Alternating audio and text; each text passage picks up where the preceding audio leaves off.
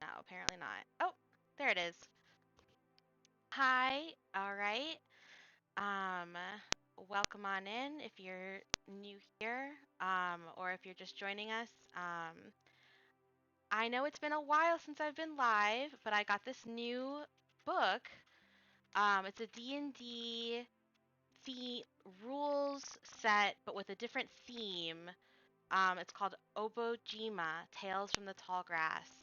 And I'm really excited to read it. I've heard a lot of really good things about it. It's very heavily inspired by Studio Ghibli films, and I really rock with that. So I just wanted to read through it a little bit on stream, show it off a little bit, and hopefully I'll be pulling some of the material for my own campaigns. So you guys might see some of this stuff, some of these ideas and concepts crop up in some of my own campaigns.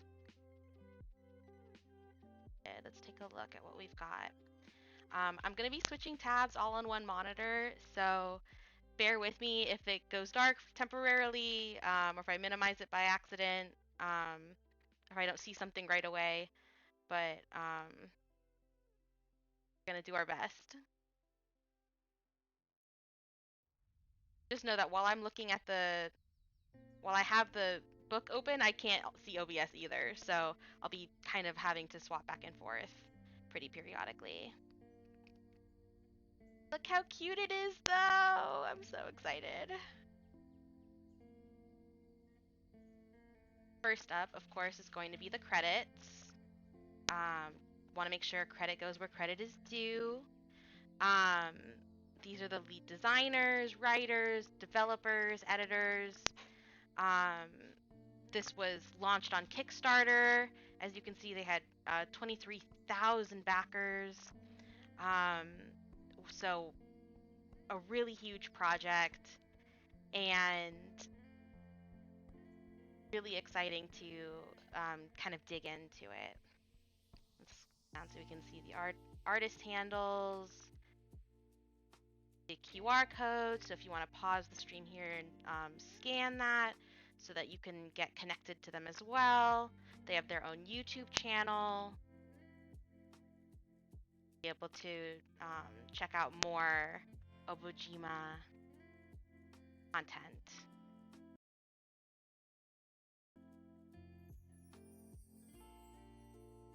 Down. And of course, this work includes material taken from the System Reference Document 5.1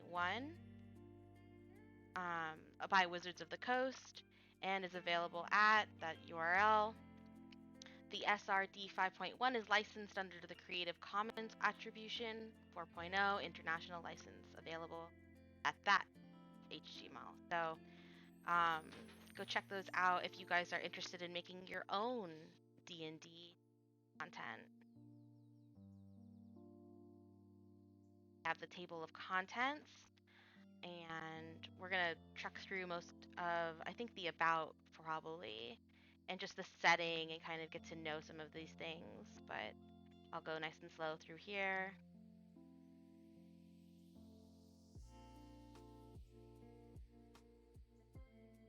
First up, we have the foreword. So let's go ahead and read this. This is by Jeremiah Crofton. Like many people reading this book, I've spent much of my free time playing games, watching anime, and reading comics.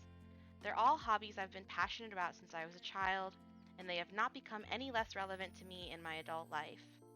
I know that those aren't usual claims, and I imagine that I'm probably not any more invested in these hobbies as some of the other amazing community members I've come to know during the creation of this book. I say all that to let you know that I recognize and am incredibly grateful for the opportunity I've been given with this project. Obojima wasn't something I ever thought I would be able to make, even after starting a gaming company. It requires not only dozens of talented individuals coming together to craft a book worth reading, but also the support of a community such as yourself that is willing to give their time, energy, and hard-earned money to support a project that very well could have sucked. LOL, it doesn't. I promise. I promise, it doesn't. I can back that up after what I've seen. I'm so appreciative for you giving me a chance to make something I'm truly proud of. Thank you all, Jeremiah Crofton. Of course, we have this great little illustration.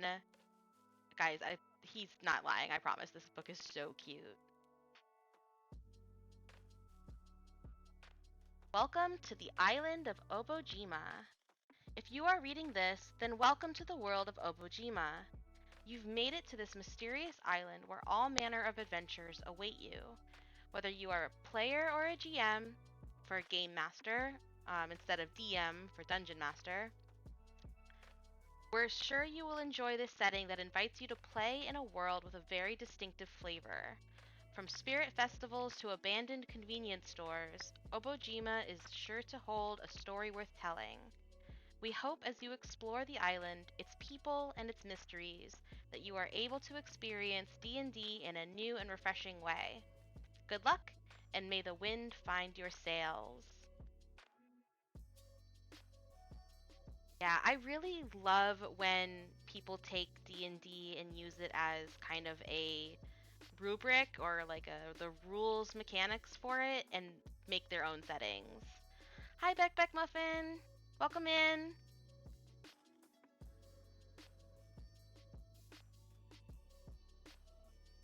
How to use the book.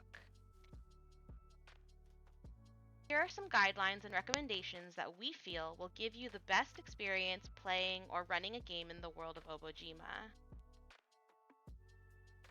Player and GM facing material. As with most source books that describe a world, there are sections for players and game masters. But in this book, there are sections to be read only by the game master.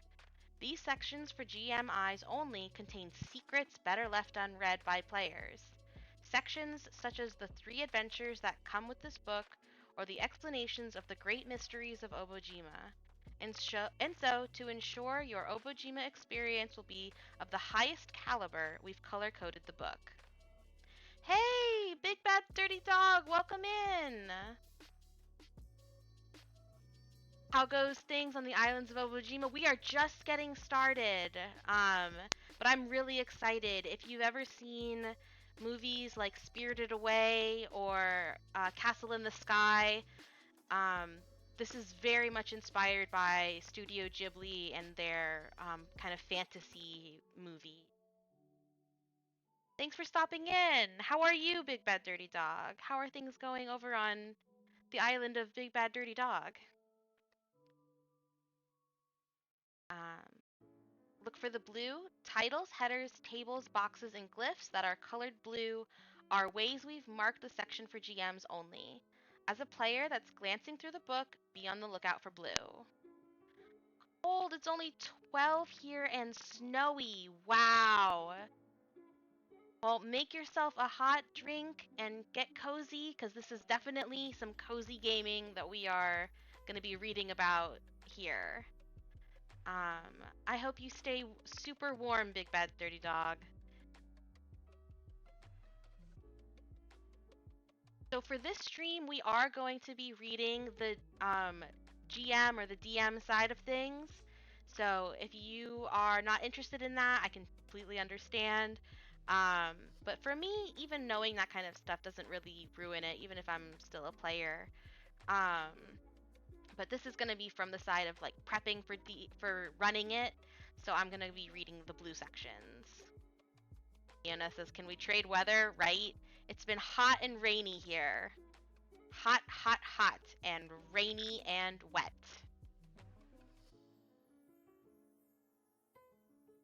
I would much rather have cold and snow. Other books?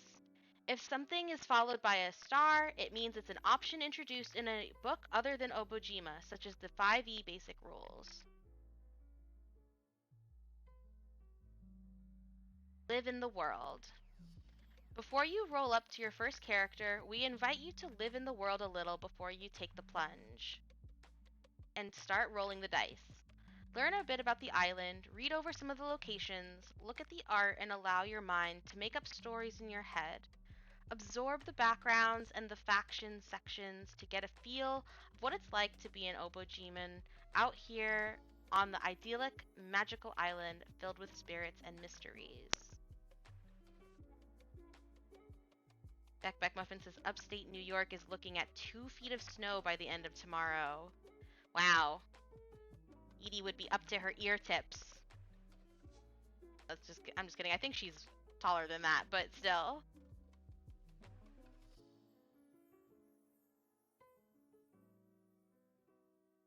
Be safe too, Big Bad Dirty Dog. I hope you've got lots of provisions, flashlights, candles, all that good stuff. Blankets. Maybe even make a blanket fort. How fun would that be? Snowed in a blanket fort? That sounds fantastic.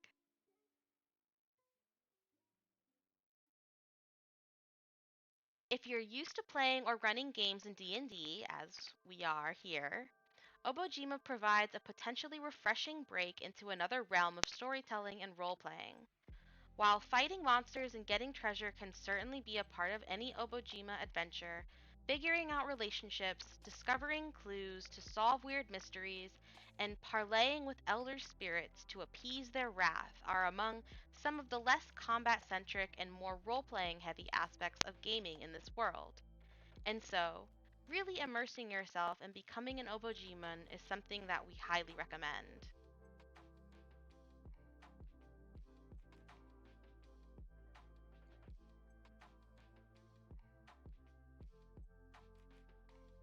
Readers should be on the lookout for our notes throughout the book. As writers, we often leave alternative interpretations, options, or notes on a topic. These notes are completely optional, so feel free to ignore them if you prefer the standard writing. So with that, we bid our noble game masters happy storytelling. May you delight and surprise your friends at the table of imagination, and to our intrepid players, may you enjoy boundless adventures filled with the wonder in the world of Obojima. From Adam, Ari, and Jeremiah.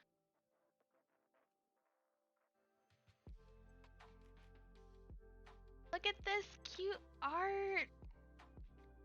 A little witch and a little magic and general store and the vending machine next to the potions. I love it. Vending machines are kind of magical in their own right, so I think it perfectly belongs. And this little truck. Everything is so cute in this book. About the world. Obojima is a world full of magic and spirits, where people live and explore and where there are festivals for every occasion. Although life here is mostly idyllic, with farmers tilling their fields and shepherds tending to their sheep dragons, there is plenty of adventure to be had. Travelers will find their fair share of it by simply walking from village to village, following rumors and spirit companions, and allowing the strange and wonderful tales of the tall grass to unfold. And tone. Most tales told within Obojima are generally going to be pleasant and relaxing experiences, both for you and your players.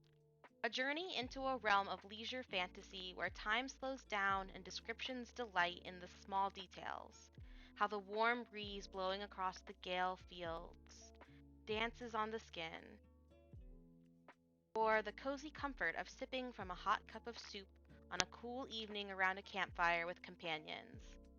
In Obojima, these small sensory vignettes are the biggest tool in a GM's repertoire. Beck Beck Muffin says, fucking love the concept of sheep dragons, right? I hope we get to see them later. I'm sure there's going to be illustrations, and I am psyched. But that isn't to say that everything in the world of Obojima is pastoral and easygoing. There are monsters and plenty of peril here that the GM can use to turn a delightful stroll through the countryside into a harrowing situation where blades, bloodshed, and arcane magics are required. These contrasting facets of Obojima make for compelling storytelling, as your moments of danger will feel that much more dangerous and your moments of tranquility will feel that much more earned. Says this is a pretty unique take for a D&D book. I completely agree. That's why I really wanted to kind of show it off, to show that D&D can have this side to it. Um, Especially for you, ENF, coming off of Curse of Strahd, right, which is very grim, dark, and dangerous, emphasis on the danger. To kind of shift gears into something that's more, kind of relaxing and slow pace, very different. I'm going to go ahead and wait another minute until the ad break ends before I keep reading. But I am somebody who really likes some cozy fantasy, whether it be in my books or in my games. I think it's a good break from high stakes, high levels of tension in the narrative. Not that I don't like that kind of stuff too, I do. Edith. Sorry, she's digging up the flooring again. None of that. Okay.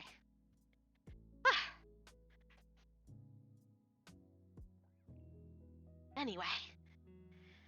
But yeah, I really like taking a break between those high stakes fantasy adventures and coming back to something calmer or more relaxing. All right, it looks like the ad break should be over, so we will continue Magic in the Mundane. An Obojima story is a journey into a world of wonder, where innocence, laughter, and simple joy are just as important as discovering magic, unraveling intrigues, and exploring the mysteries of the island. Tales told here feel small and contained, like getting to know every subtle nuance, quirk, and charm of a village, and the various characters who inhabit it. We invite you to slow down and tell small stories here. Allow them to come to an end.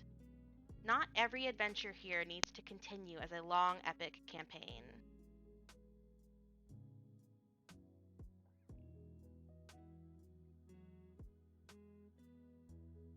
Role-playing heavy. The conclusion to an adventure is that much sweeter when the players are truly invested in the world around them, one that you have filled with multifaceted characters who bring your narrative to life. The stories that Obojima is best suited for telling are stories that revolve around the unique flavor of the world and the heartwarmingly odd people that inhabit it. So we invite you to try out character-driven over conflict-driven stories for your Obojima tales. A conversation can be as fulfilling as combat. And I totally agree. I really think that in some of the more high stakes settings in D&D, it can get really easy to start playing a numbers game, right? With maxing out damage, maxing out your skills. And while there's something very satisfying about making number go up, there can be something equally as fun about just role playing and getting to kind of sandbox it, where you just let your imagination run wild. Combat or creativity? Most situations on Obojima can usually be solved with some smarts, a bit of tact, heaps of creativity, and a dose of magic.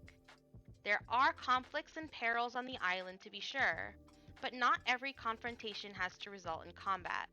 More often than not, combat can be averted with a creative solution.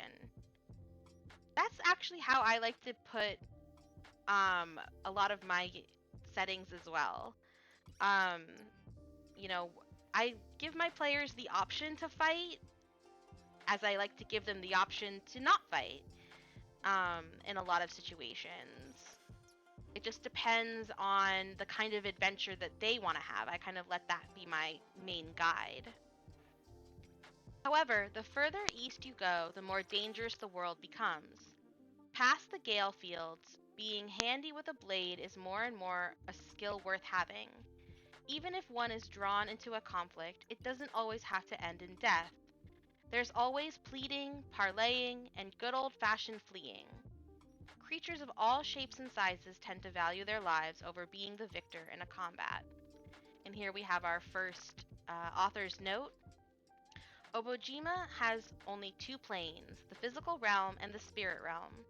To embrace this reality, we recommend all plane-oriented spells such as Plane Shift, Contact Other Plane, and similar type spells be limited to contacting the spirit realm.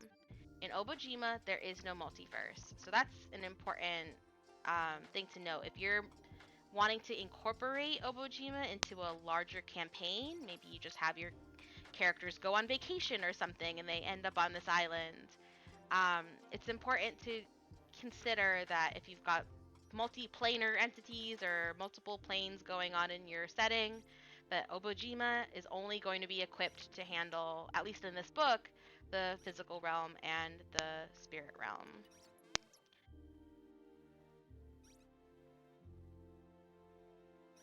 Is aw, jellyfish.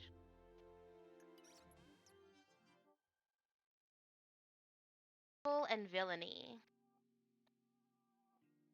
Evil does not have a strong presence in Obojima. Generally, creatures and monsters are forces of nature, motivated out of natural fear or greed rather than of evil. Most villains are comically ambitious, predictably greedy, or filled with obstinate conviction. But dig under the surface, and they often have the reasons for their actions rooted in a misguided desire to do good. But that being said, there are evil forces here. Spirits that have been corrupted into demons who seek unsettling ends.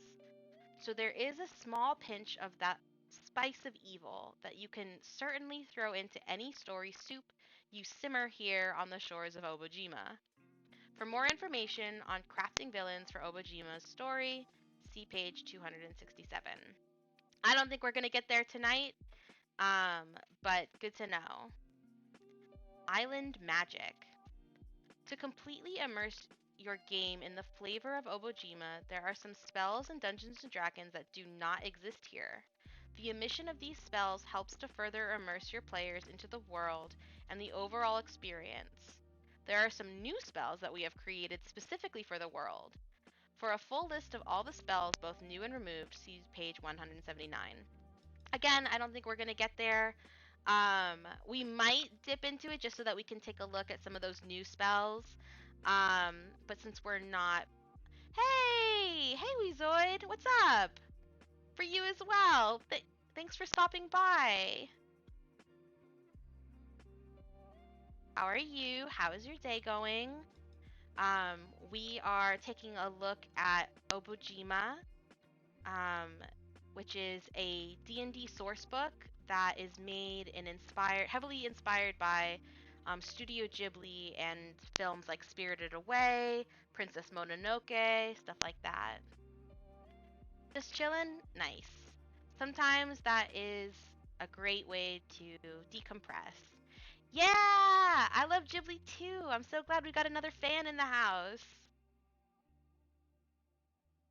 We should do a movie night at some point. I would do that, but I would figured it out. What's my favorite movie? It's really tough. It's probably a. I'm gonna say Spirited Away. I'm gonna say Spirited Away because that was the first one that I saw, and it really just enchanted me. I was, you know, maybe like 10 or younger, and I just remember seeing it in a Blockbuster and like begging my grandmother to get it for me. I think I was sleeping over at my cousin's house and we were all picking out movies. I got that one and we watched it once, but I personally snuck out like after everybody had gone to sleep and watched it like 3 more times. I was utterly enchanted. And after that, I definitely went back and watched a lot more of them. I've seen Princess Mononoke, Castle in the Sky, Howl's Moving Castle, which is a great one. That was the one I almost picked because I almost have the Howl's Moving Castle voice lines memorized, but um, you really can't go wrong with a Studio Ghibli film. And of course, I heavily lean towards the fantasy themed ones. I know that there are more like down to earth and grounded ones, but things like My Neighbor Totoro, they just tickle my imagination. I can't help it. Beck Muffin says, I know you have a soft spot for Howl, though. It's so true. Get out of my garbage. Zoid says, I think I followed you from Steph's stream. My favorite Ghibli movie is The Cat Returns. Oh, great choice. I love Baron and The Cat Returns. Muta, they're all so cute. And the voice cast in that one is just fantastic. Um, so good. The Cat King especially it delivers a fantastic vocal performance. And I just love Baron's line. He says, to always believe in yourself, right? Do this and you will never be lost. Um, so good. He's such a class act. And then, of course, have you seen Whispers of the Heart, where it's kind of a little bit tied in that Baron's little cat figurine design is featured in Whispers of the Heart. Although Whispers of the Heart does not necessarily get into the fantasy of it all, um, it's still a really good movie, and I highly recommend it. But yeah, we met in Steph's stream. I'm so glad you made your way over here too.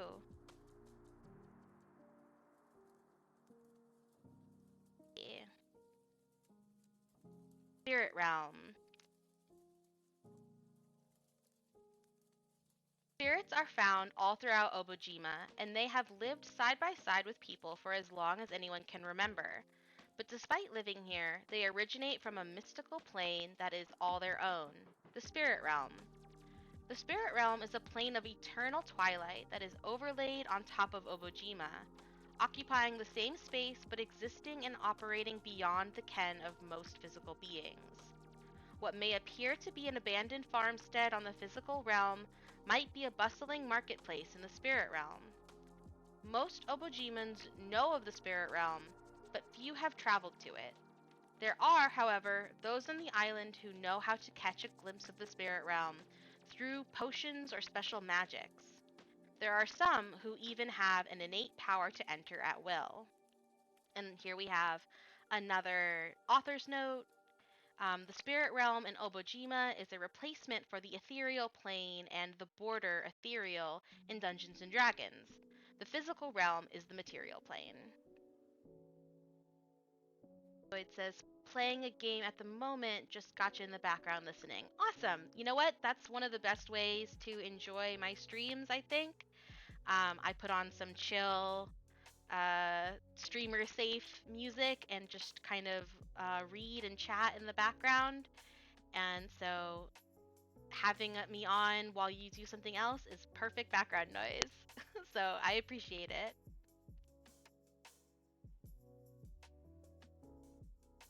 Entering the spirit realm. There are many ways to enter the spirit realm, but these methods are by far the most common. Through a portal, casting a spell, catching the wandering line, drinking a potion, or using a magic item. Spirit portals. Spirit portals are locations on the island where the veil that keeps the spirit and physical realms separated is stretched thin enough to allow a traveler to pass between them. These places are often areas of unearthly beauty or areas where strange occurrences are rumored to have taken place. For those that witness a person pass through the spirit realm, they would see them fade out of existence, leaving no trace of where they might have gone. Little illustration, it's so cute. You pass into the spirit realm, you may remain physical. Let me try that one more time. When you pass into the spirit realm, you remain a physical being, and spirits can sense the material nature of you. Spirits might remark that you smell different or are abrasively loud. Whatever the quirk is, they know that you are not of this realm.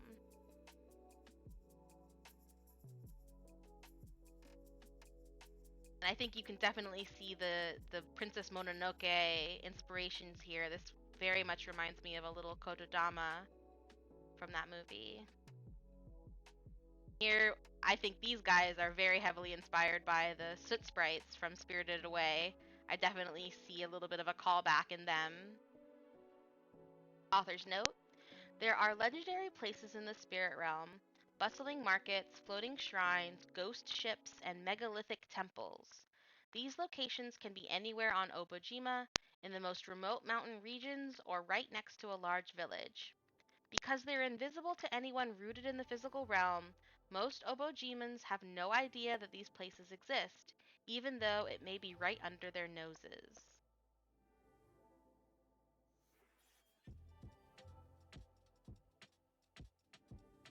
Getting out.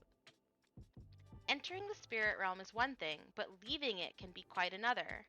Gates between worlds aren't always open, which means physical beings often need a plan B if the passage they took into the spirit realm closes whilst they are traveling. Some spirits and some very special physical beings are able to wander freely between both worlds, taking whomever they like with them. However, they often don't work for free, so you may need to strike a bargain to gain their assistance. A thin veil. Every now and then, activity from one realm can be detected by the other. Spirits in the spirit realm can sometimes sense the living energy of a creature in the physical realm, but they appear as vague, smudgy images. Conversely, beings in the physical realm might experience a movement out of the corner of their eye or hear a strange knocking or scratching sound of a spirit that is nearby but in the spirit realm. For example, the laughter of a particularly raucous spirit playing a nightly poker game in the spirit realm could keep a nearby villager in the physical realm awake with their haunting or annoying chuckles, which can be heard across the plains. Spirit time. As a general rule, time moves in the spirit realm at a different rate, sometimes drastically, than on the physical realm. This is for the GM to adjust to their liking. So we have some wiggle room here. You can be um, like in Spirited Away when they come back to the car and they see um, the fallen leaves and dust, even though from their perception they've not been gone for very long, right?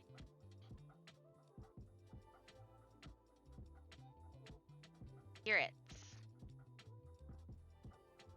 Spirits in Obojima are magical entities that come in all kinds of shapes and sizes, and have lived among the islanders for centuries. Spirits are as much a part of Obojiman society as all other races, and it has been this way for as long as anyone can remember. Spirit creature types.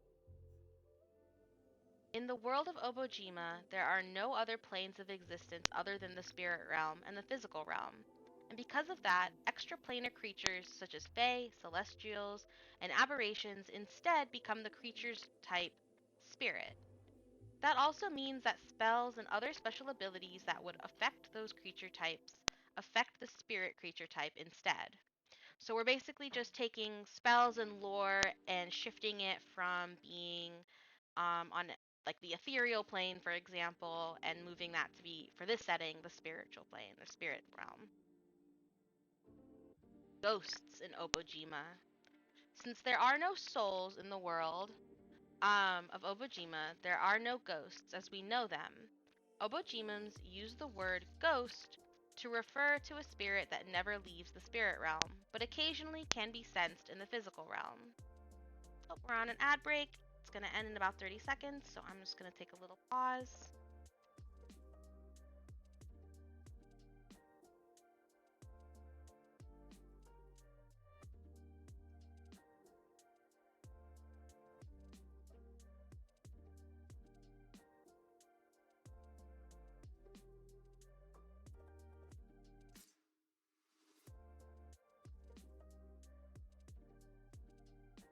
All right, and we're back from the ad break.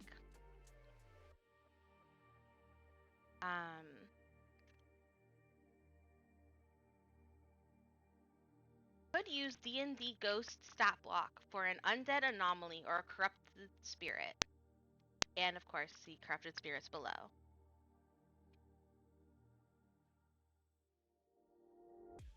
Many kinds. There is a wide variety of spirits, from animalistic nature spirits that run through forests and wander along mountain ridges, to ancient and powerful elder spirits that guard sacred groves and mountaintops. There are chatty, intelligent spirits who are shopkeepers and chefs, and there are non-sapient spirits who are everything from adorable critters to naughty pests. Unlike any other creature in the physical realm, spirits encompass an incredibly vast and diverse range of roles in the world. Because of this, material beings hold no universal opinion of them, and it often boils down to a simpler and more common thought process. If your actions are not harmful, then you are respected and cared for. Language of the spirits. Although most spirits can speak common, spirits have their own language of Torum that is generally only heard in the spirit realm. And then once again, we have another beautiful illustration, this time of a dragon road. Very reminiscent of like Dragon Ball Z, where he's in the in the spirit realm, right? And on that long snaking road. The lanterns floating. Very pretty.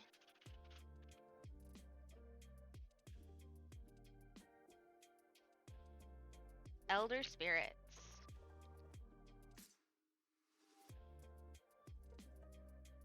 There are ancient and powerful spirits known to inhabit both the spirit and physical realm. These elder spirits are well known by those who live around them, evidenced by the many shrines that lie at the foot of mountains and at the shoreline of lakes and rivers to mark the entrance into the elder spirit's domain. Elder spirits are often guardians of their domain, protecting and caring for the land, but that's not always the case, as some are so otherworldly that anyone can do is guess as to their motives. That all anyone can do is guess to their motives. Meeting an elder spirit. Encountering an elder spirit is a quest in itself. Not all elder spirits want to be contacted, and even if they did, most aren't easily found. Many elder spirits are not interested in humans, and some may even kill humans the way a wild animal might if threatened. If the proper care is taken, elder spirits may tolerate the presence of a non-spirit being, and those elder spirits that can understand language may even converse.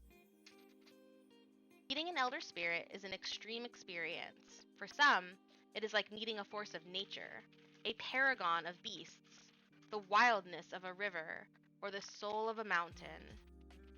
For other types, it could be speaking to the voice of the wind, witnessing the unfolding of a cosmic flower, or hearing legends from an ancient oak tree. The lore of Obojima talks about elder spirits knowing magic, myths, and mysteries, and many who have sought their wisdom, their knowledge, or their heads. Fiona says, I can absolutely see the Ghibli influence here. Yes, it's giving very Princess Mononoke, Spirit of the Forest. Right, they also have like the wolf spirits and stuff like that. Very cool.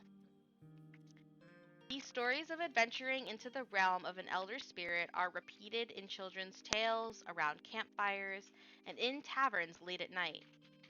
Some tales are terrifying, while others are stories of strange beauty and otherworldly journeys. But every time an adventurer has met with an elder spirit, it has assuredly been a tale worth retelling. Demons.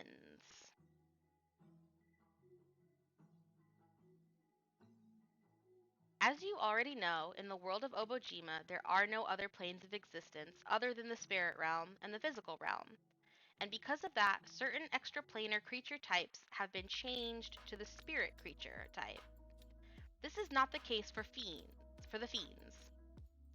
Although fiends are just as wicked on Obojima as their standard fantasy counterparts, they no longer spawn from fiery hellscapes nor battle angelic warriors. An important distinction if you are trying to incorporate Obojima into a broader campaign. In Obojima, the fiend creature type embodies a spirit that has undergone a sinful transformation. These spirits are so filled with malice and devoid of love that their bodies become too weak to hold the wickedness festering inside itself. It is cursed to transform, taking on a twisted caricature of itself, far removed from any of its original beauty. Spirits transformed in this way are called demons. When a spirit becomes a demon, they lose their affinity with the spirit realm. Crossing over to their realm of origin becomes almost impossible, as the realm itself is revolting to them. Corrupted spirits. Spirits that have somehow become tainted by the corruption, see page 16 for more information about that, are forced into the demon transformation. This process can happen in a matter of hours, days, or weeks, depending on the strength of the spirit and the amount of interaction they had with the corruption. Over that time, the spirit is painfully transformed in shape and demeanor, which can range from enraged to scared to diabolical, while others might experience desperation or confusion and wish to return to normal. Cosmology. Obojima is a two-plane world, the physical realm and the spirit realm. All other planes do not exist in this universe. There are no gods per se, but there are elder spirits and great beasts that are revered and respected among Obojimans. Other powerful spirits can become patrons of warlocks, sharing pieces of their own power. They can become an inspiration to a paladin or cleric who, through their own faith and practice, can work wonders of magic inspired by the concepts these spirits embody. Although there are many spirits worthy of respect and even fear, it is the island itself, Obojima, that is honored more than any single spirit. Most inhabitants of Obojima rely on the land, and because of this, they generally give a nod of gratitude toward the island during a bountiful harvest or at the completion of a safe trip.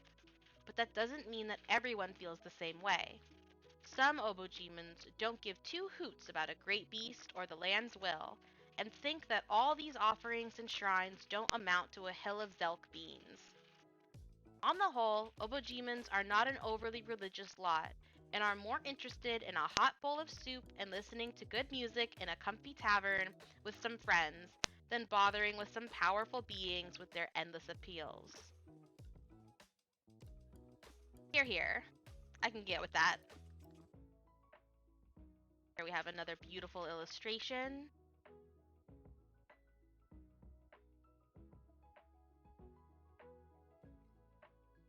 Island.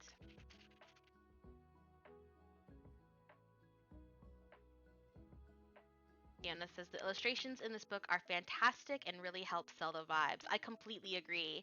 I'm not gonna lie, the illustrations was one of the biggest selling points for me. I really loved all of the art that I was seeing of it online, and that is what initially drew me in. Island. To the people who live here, the world begins and ends at the shore. The ocean surrounds Obojima, stretching out to the horizon in all directions. The island, the ocean, and the sky are all there is. What does this mean for Obojimans? This chapter explores what life is like on the island. It contains an overview of the island's history, culture, and geography, as well as a breakdown of the island's currency. You will also find descriptions of factions, organizations that are active across Obojima. How Obojimans live. Obojima is small enough that a general island culture has developed over the centuries. It's predominantly a mix of Nakudama and human root cultures, but has since developed into something that transcends race and region. Spirits, magic, and gadgetry from the island's distant past all have a place in Obojiman culture.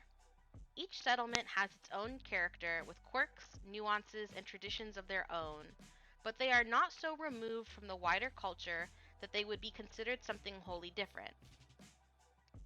With few exceptions, Obojimans live in villages and small towns scattered across the island. No monarch or governing body claims rulership of the island. Instead, governance is left to the individual settlements. Some look to elders or elect mayors to lead them. Others form affiliations with other settlements to form a cooperative league, a common practice in the region known as the gift of Shuritashi. However, they are governed. Most Obojimans get by as farmers or fisher folk. Other common trades and professions include artisans, merchants, specialty chefs, and potion crafters. There's a lot of emphasis on chefs in these beginning chapters. I'm getting a very like Kiki's delivery service sense that maybe that is going to be important. The baking. Anna says food is important. Yes, absolutely. And it's sounding like it's going to be very important to this setting. Specialties vary by region and village. The general independence of settlements means each one is also responsible for defending itself. Larger towns might have a town guard, while smaller settlements might rely on a militia or even a solitary local champion to come to their defense. It also means adventurers are frequently called upon to ensure a settlement's safety. Life's big questions. Perhaps no other factor shapes the typically Obojiman worldview more than the fact that their entire world is made up of the island. Beyond the island.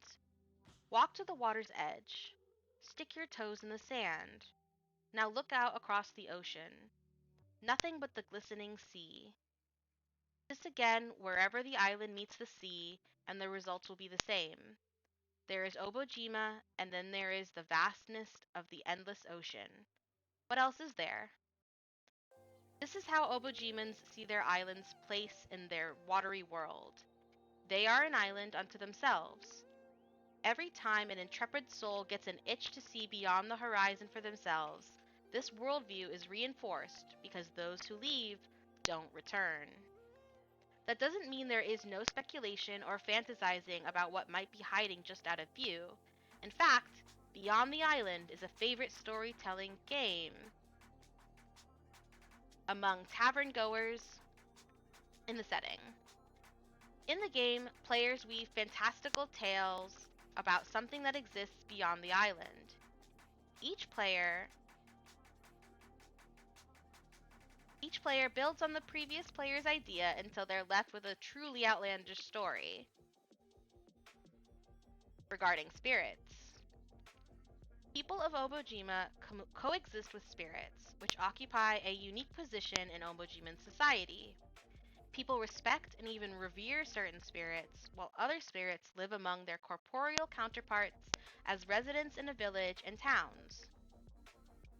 Some spirits are even regarded as pests or nuances. Whatever the case may be, spirits are part of everyday life. Key to Life! Welcome in! Hi, hi! Thank you for checking out a book. I hope you enjoy.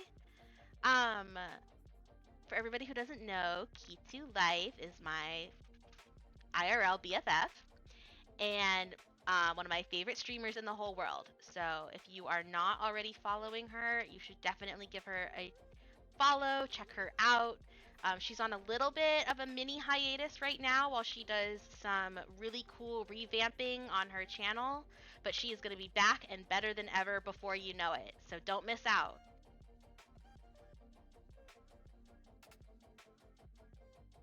Let's see. Oh, okay, so we've got an ad in another minute, so I'll get into another paragraph before that. Of course, you're welcome. That's not to say that spirits in the spirit realm are mundane. It's more that the people of Obojima have resigned themselves to never fully understanding their mysterious manner. It's simply another quirk of their charming world.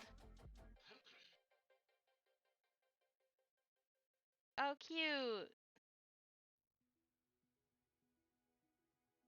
Certain spirits' behaviors have led Obojimans to at least place spirits into one of three categories that reflect their relationship with the physical realm. The three types are spirits who live in the physical realm, spirits who wander back and forth between the realms, and spirits that live exclusively in the spirit realm. To non-spirit Obojimans, they are known colloquially as homebodies, wanderers, and ghosts. Okay, we have an ad break starting, so I'm going to take a little break from reading just to kind of soak in what we have already read and take a look at another one of these really cute pictures. Um, this little spirit guy over here is definitely giving me like some No Face vibes from Spirited Away. The kind of amorphous blob shape. Look at the little blue flame lanterns, and I don't know, is she supposed to be like a wizard or a sorceress or a warlock here? But she's also got this blue flame lantern. Very cool. Yeah.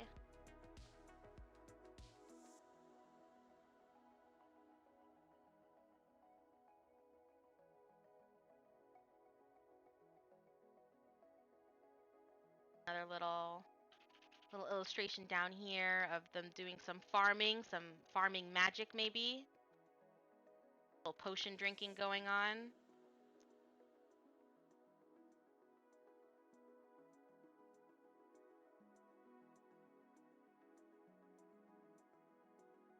Get into currency. So we will read up about homebodies, wanderers, and ghosts. I think I in real life am more of a homebody. But I like to think that I could be a little bit of a wanderer, go back and forth. Oh, see, I knew I was gonna tab out of it eventually.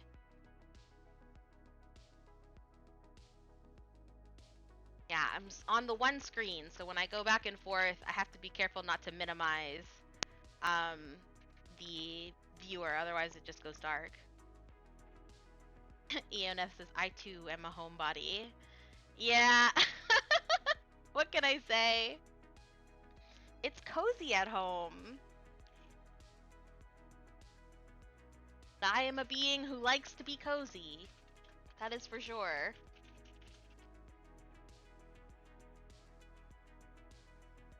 Alright, like 10 more seconds and we'll be back.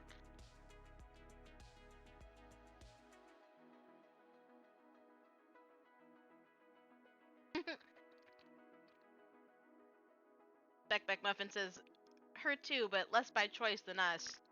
Well, you make the best of it, though.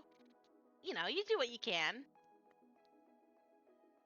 Alright, let's read up on what that means for Obojima. Homebodies. Spirits that live in the physical realm are called homebodies by the locals, as they prefer to live and work among Obojimans rather than among the spirits in the spirit realm. There are many reasons why these spirits have left their plane of origin. Some may prefer the bustle and sensation of the physical realm, while others may live here because they cannot go back, perhaps due to a magic curse, having spent too long on the physical realm, or being corrupted. Aww. Wanderers. Spirits who can travel freely back and forth between the physical realm and the spirit realm are known as wanderers by Obojimans. Spirits often work as guides, messengers, and merchants who deal in goods from both realms. But there are some who are not to be trusted and seek to exploit the foolish and naive. Well, that's a classic trope in like fairy tales and mythology, right? Um, that there are these between spirits that can freely go between the spirit realm or the magical realm and the mundane realm, and they're mischievous or duplicitous and they can't be trusted. I'm thinking very much of like Pucks from Midsummer Night's Dream and Faye, kind of like that, who specifically prey on travelers or the naive, the foolish, right? Cautionary tales, right? And then we have ghosts. Spirits who have, for various reasons, never set foot in the physical realm and are bound to the spirit realm are known as ghosts. In fact, Obojimans will often say if someone has a noisy spirit that they have a ghost, as some spirits can make such a ruckus that even in the spirit realm they can be heard in the physical realm. Here we have another author's note. Spirits who can move back and forth freely between the planes are a fun plot device to tell some interesting stories. A spirit intermediary is a useful NPC, as they can negotiate deals and give quests between the physical and spirit realms. Spirit go-betweens can be set up in adventures where the party is called on to help the spirits, or if the adventurers get trapped in the spirit realm, they can help guide them. Yeah, very classic. Everyday magic. Magic permeates Obojima, and not just in the sense that the island is magical, which it is. It's also part of the daily lives of Obojimans. Various traditions of folk magic, academy wizardry, and trade secrets of the witch covens are all part of the magic that people employ to make their lives easier. Witch covens, you say? That's very exciting. Love a good Ghibli style witch. They're always so well done, whether it be the witchcraft in Kiki's Delivery Service, right, which we see very briefly, or even Yubaba in Spirited Away, who is also like a witchy kind of archetype. It's always super fun. Even in Howl's Moving Castle, the Witch of the West, right? She is, or the Witch of the Wastes. She is very fun. It's never disappointing. Let's see. Most folks are not gifted in the magical arts, but those who are often find places in settlements to offer their services to the locals. Potions, in particular, are always in demand. Oh, this is something that I'm super excited about in this book. They give you a whole support system and mechanics for a bunch of really fun potions. That was one of the other selling points that really got me interested in this source book. So I'm really excited to get to that section. The work smarter, not harder minded farmer might use a potion of rabbit's speed to finish the harvest, or a traveling merchant whose cart broke a wheel could reach for a potion of liquid mending to quickly make a repair. This kind of common magic is not something Obojimans fear or mistrust. In fact, new magical breakthroughs are more often than not greeted with curiosity and excitement. Iona says, in my opinion, crafting is one of the weakest parts of D&D, and any setting that expands on it is welcome. I agree. I do think that crafting and kind of doing stuff in your downtime is definitely something that is not fleshed out very well in most of the D&D source books because they're so focused on the adventure side of things. So this is definitely a nice support that you can add to even another campaign. That's what I'm really excited about, is potentially taking this potions mechanic and seeing if I can use it to flush out some crafting in my own campaigns.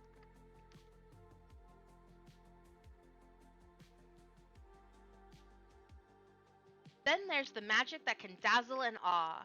Spirits and powerful spellcasters can tap into arcane energy that is beyond the ordinary and mundane, revealing a peek into the unseen sea of magic that rolls all across Obojima. Beliefs about death. Beliefs about death are varied as Obojimans themselves. An adventurer who roams the island and studies the different locations will find that where an Obojiman lives affects what they believe and shapes their view of what happens after death. When an Obojiman passes away, they might hear someone in a coastal village say they've gone beyond the horizon, or a farmer in the Gale Fields say that they have returned to the island. There are many on the island who believe that everyone's essence is magic, the same power that can shake the earth, conjure flame, or heal a wound is the same power that puts the light of consciousness in every being. For the most part, Obojimans don't really think that much about death as they are largely focused on living each day to the fullest. An adventurer will often find Obojimans working, playing, loafing, and singing during the day. Then, as the sun begins to set, they all come into the village to enjoy the comforts of the community with music, food, drink, and tall tales. When death does come for one of the villagers, it is a bittersweet moment. Many approach death with curiosity and wonder, for to reunite with the magic and mystery of Obojima is the greatest blessing. Because of this, an Obojiman funeral is often both a celebration and a sorrow. Depending on where they live, Obojimans may bury their departed in the earth, burn them on a pyre, immerse them in the ocean, or leave them on a hilltop. In all cases, the belief is that Obojima will reclaim its children and take them back into its heart, perhaps even to return again in some other form. Very cool. All of these burial methods that they've mentioned here do have like historical and archaeological, um, you know, analogs in real life. It's very interesting. This is my kind of folk. Yeah, me too. I could go for that. Just some music and tall tales and community. That's why we're all here. Currency. All right. Now to get down to the money aspect of it. Though bartering is commonplace, particularly in the rural reaches of the island, most Obojimans accept a standard coinage that is minted by sages of the Dawn Blossom Guild. The currency has three denominations: gold flower, sea petal, and copper bud. Colloquially, they are just called flowers, petals, and buds. Oh, that's very cute. I Listen, I am not an economy person, an economist, whatever, okay? When my players want to go shopping in my setting, I will usually forego the haggling and um the price gouging and stuff like that and kind of just let them shop. I think that letting them do that is really fun. It gives me an insight into what they're kind of trying to do with their characters. Um, and I'm not really scared of items kind of breaking the game. I think that they can be accommodated for just as well as anything. So I tend to be very lenient when it comes to my players, like shopping and what magical items are costing and the prices of things. All coins produced by the Dawn Blossom Guild are infused with a magical energy that the sages channel into them. To these secretive sages, the exchange of money is an exchange of energy. It's a critical transaction that keeps energy flowing through the island. The clink of guild-minted coins is a sound that is pleasing to the ear. Coins that were not created by the Dawn Blossom Guild or those that lost the magic within them sound dead by contrast. Therefore, most people only accept what are deemed true coins, those minted by the Dawn Blossom Guild as currency. Coin types, and they have a little chart here. Oh, look, and they have little illustrations for them. That's so cute. All on one page? Not quite, but you kind of get the idea. Copper bud. A bud is a small oblong ingot of copper etched to look like a dawn blossom flower yet to bloom. 100 copper buds are equal to the value of 1 gold flower. Petal. Sea petals are unique in that they are not made of metal at all. Instead, they are made of glass that is formed to resemble the petals of a dawn blossom flower. The technique the sages used to craft petals is as closely guarded secret. But what is known is that a specific kind of sand found on Obojiman shores is used. 10 sea petals are equal to the value of 1 gold flower. You have the gold flower in question. Both faces of these large gold discs are embossed with the likeness of a dawn blossom flower in full bloom. A flower plunked down on a tavern table is an unmistakable sound.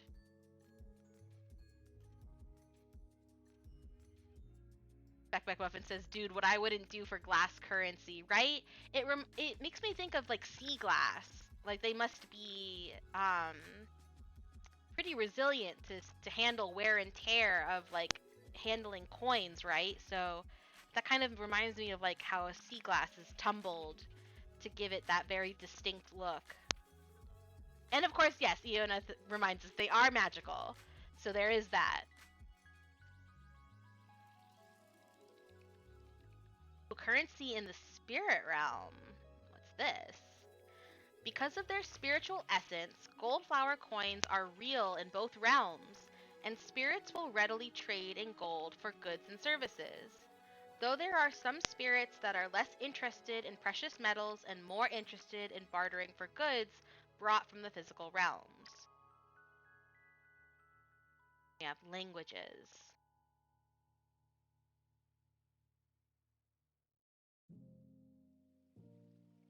Tabs. I got this. Okay. The common language of Obojima is based primarily on the one brought by the humans, though it also contains a smattering of the Nakudama language, Naku Naku. Most Nakudama continue to speak their original language as well as the common tongue, and they claim theirs is far richer for the telling of tales. I like that as a bragging right? Like, oh, our language is so good for storytelling. What a metric. Forum is the favored language of the spirit realm. Though non-spirits can learn to understand it, beings of the physical realm often can't make the layered sounds required to voice the words. It's like me in Portuguese. Try saying the difference between grandmother and grandfather, alright? It's been an uphill climb.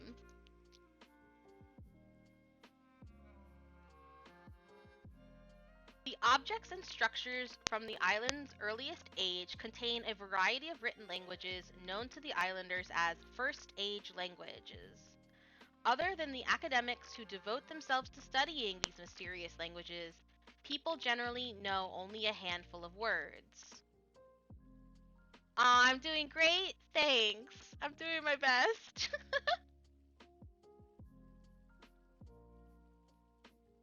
History.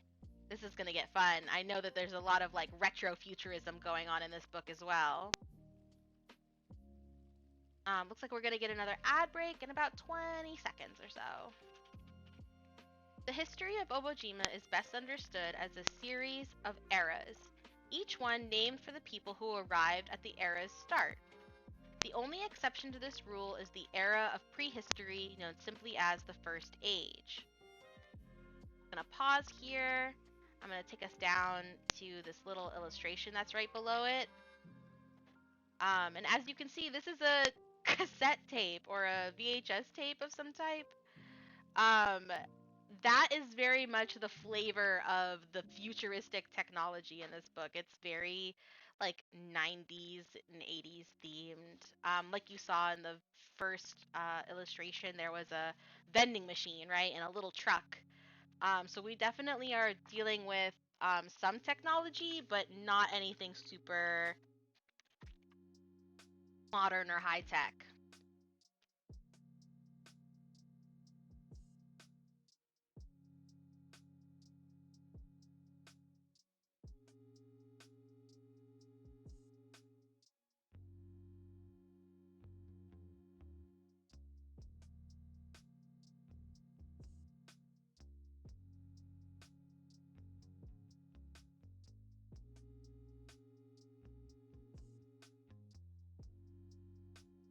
So cute.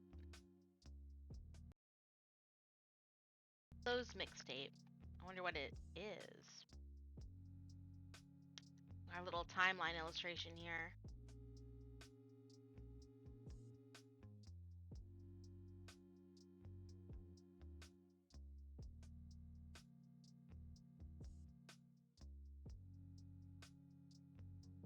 It kind of reminds me a little bit of like Adventure Time.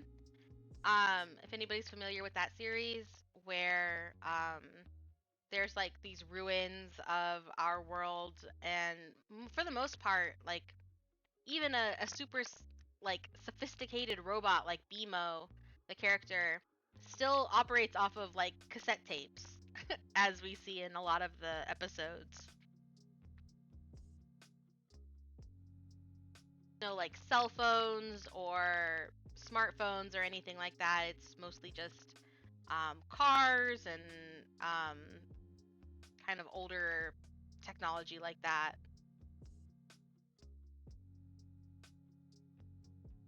Right?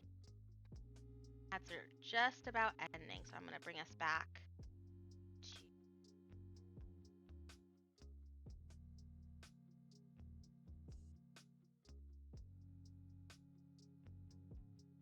The only exception to this rule is the era of prehistory known simply as the First Age, which encompasses all Obojiman history until the arrival of the Nakudama.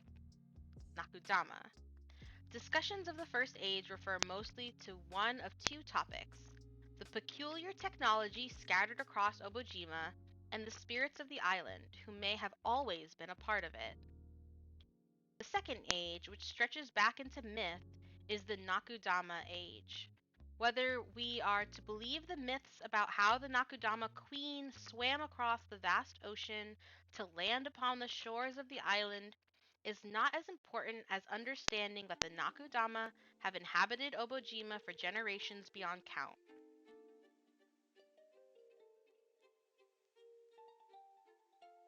The Nakudama Age gave way to the Age of Humanity 1,200 years ago, when the first humans, seafaring people, found their way to the island.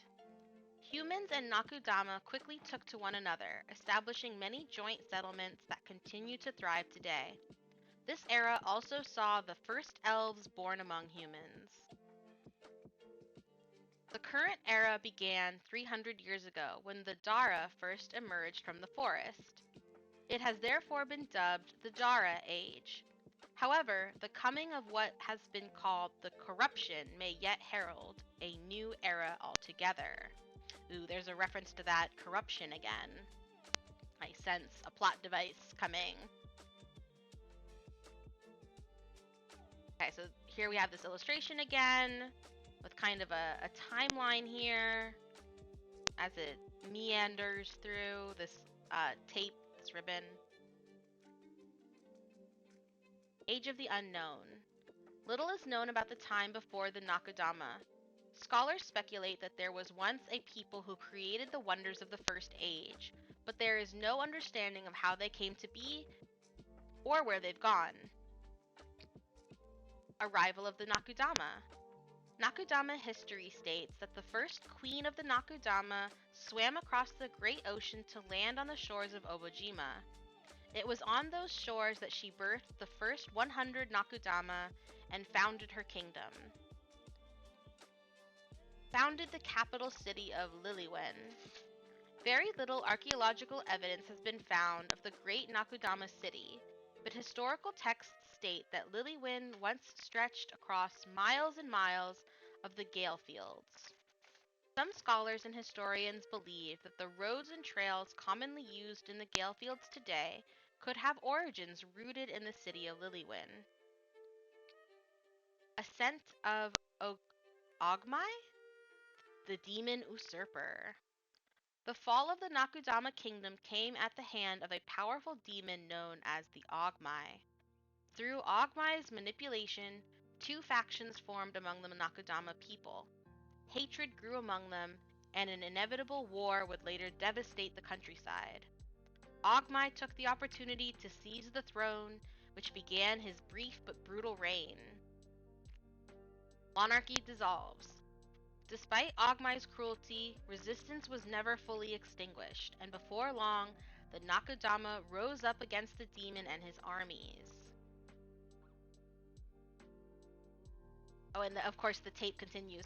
So in this book, these pages would be side by side, so we would see the full picture next to itself. But here we are, the ascent of Ogmai, the demon usurper. That's where we just left off, and then we go into monarchy dissolves all the way through the Age of Humanity. Ogmai was deposed and imprisoned, but the kingdom was left in shambles. Rather than rebuilding, the remaining Nakudama, led by a sage known as Shalwyn, chose to disband the monarchy and rebuild a new society in the area unchanged by the war. Yeah, good. This is good for them. Good job, everybody. Arrival of the humans. It is said that the first humans arrived by boat, but no record shows from where they traveled. What scholars do know is that the Nakudama historical texts state that the humans carried with them a greater understanding of the First Age, far beyond what the Nakudama scholars had ever understood. First elves are born. As a gift to the people of Okiri, an elder spirit blessed the bloodline of humans that lived there, so that their children and their children's children would every so often give birth to an elf, beings connected to the spirit realm and bearing marks of power. Since the advent of this blessing, however, the frequency of elven births are less and less. Vanishing Mountain first sighted. The first sighting of the Vanishing Mountain came with much excitement. The idea of a mountain that appears and disappears on the horizon would go on to spur a generation of sailors and explorers who ventured out and never returned. Ooh, spooky. Earthquake and tsunami shake the island. A destructive earthquake and tsunami rattled the island and its people, causing mass damage across many regions and nearly destroying the town of Polwater. Oh, cool! These spirits are very cool looking. I really like the designs here. And of course, we have our vending machine with fantasy items in it. I love it. Look at, you've got the skull, a dagger, a potion, a scroll, maybe a spell book or something in there, and of course a kitty sleeping on top because cats. Alright, here we go. Technology. And Obojima is the most advanced technology, is also its oldest. For as long as anyone can remember, and even as far as historians can discern, the island has always been home to this peculiar category of technology. Instead of being an oddity, however, the islanders have embraced what they call First Age relics and integrated them into their society so that Obojima today is a mix of vaguely medieval and near-modern technology. The adoption of relics from the First Age into the everyday lives of Obojimans is one of the things that gives this setting its unique flavor. A wizard with headphones might cast spells from a cassette instead of a spellbook. I love that. A vending machine at a dangerous crossroads might provide a desperately needed healing potion to an injured traveler. A floppy disk might be the key to a hidden vault. First age relics don't have to be fully understood in order to be fully embraced. Iona says, okay, that's amazing. I love that they included a floppy disk. Please tell me that everybody in this audience right now knows what that is, and I don't have to look up a picture and go on a tangent right now. Even though I even barely used them, I do still at least know what one looks like. If you don't know, please don't admit it. I will feel too old, says Iona.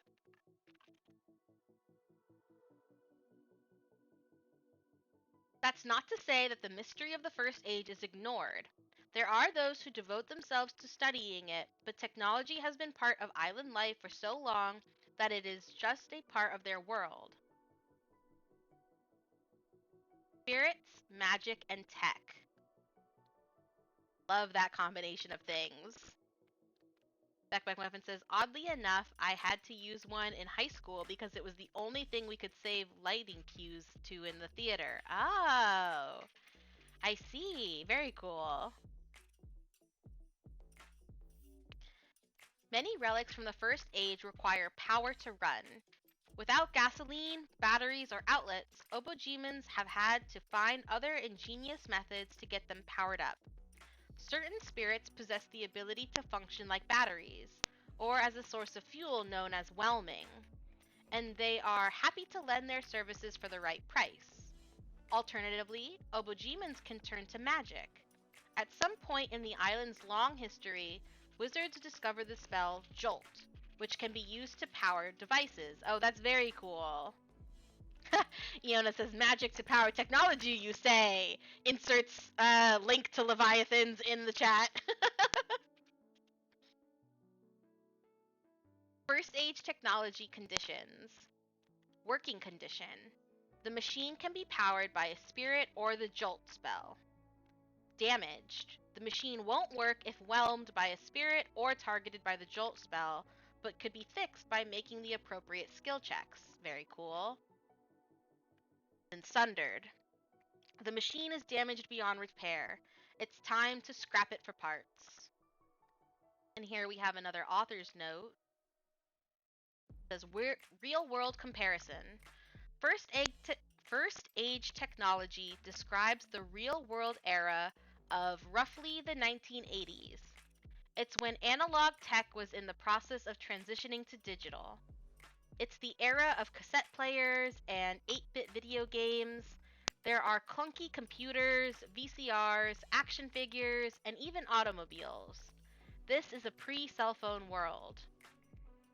On guns. For the purest Obojima flavor, we suggest leaving guns out, despite them existing alongside the technology described in this section. As always, it's up to you, though. I definitely see where they're coming from here. I think as soon as you introduce firearms, you are kind of putting yourself on a very precarious ledge when it comes to storytelling and setting and world building and especially power scaling, right? Because if you have your wizard who's got to expend a spell slot to cast something like Magic Missile, and then you have like just a fully automatic gun, it's kind of like, what is the trade-off there? I think that, what is it? Roll20, not Roll20, Dimension 20 does it well. Um, or who am I thinking of? Where, anyway, they introduce like very early firearms and make a lot of robust rule sets for firearms. I wish I had the little set with me, but I don't. But we can get into that on another stream if you guys are interested in discussing more about how firearms might be used in a D&D setting. Iona says, especially considering the fact that firearms available in the 80s weren't like a musket, right? Oh, right, of course. We were already using way more advanced firearms by that point. Beck Muffin, Billy who has a fucking gun. Iona says, but to be fair, the more complex the magic system is, the funnier it is when someone casts, I have a gun to win. True. It's like that scene in Indiana Jones where the, what is it, Raiders of the Lost Ark, I think, when the enemy combatant, like, pulls out an elaborate weapon and he does a flourish with it and he starts getting ready to fight Indy, and instead Indiana Jones just takes out his pistol, shoots him, and is done with it, the whole thing. I've heard that was a improv by Harrison Ford at the time, but I don't know if that's true or not. It could just be one of those Hollywood myths. Okay, let's go back up here. Here are some examples of how this technology has been incorporated into Obojiman society. Vending machines. Yes, I love this part. Obojima is full of wonders and oddities of every shape and size, but few are as numerous as the vending machines littered throughout the island. Most of these relics of metal and glass from the First Age stand as part of the landscape like any other rock or shrub, but many have been given renewed purpose. By means of magical enchantment, these once abandoned vending machines are operational again, but with magical trinkets on display. The trend is so widespread that it's safe to assume a machine found in decent condition is already claimed by a young wizard making plans to turn it into their own magical shop. Over the years, many boastful wizards and witches alike have claimed the idea to enchant vending machines was theirs, but that's an argument best left to historians. Beck Muffin says, I love vending machines. And Iona says, Japan and South Korea have the correct idea of vending machines. They are criminally underused everywhere else. Hard agree. I completely agree.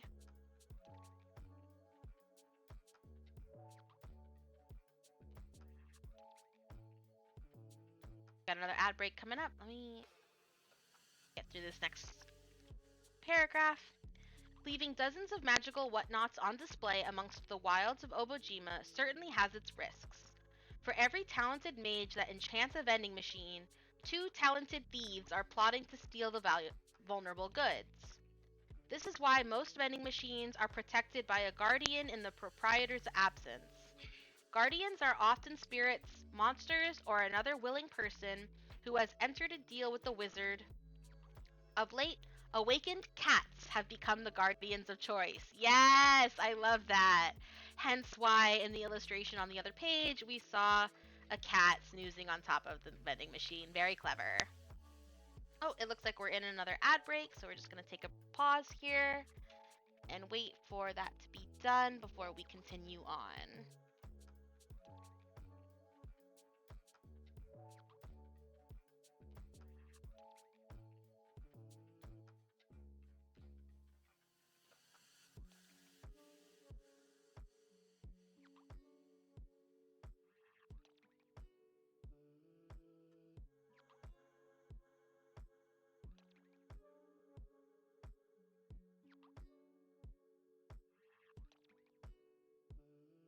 Beck Muffin says, you've heard of bodega cats. Now introducing vending machine cats. Yes, magical awakened guardian vending machine cats.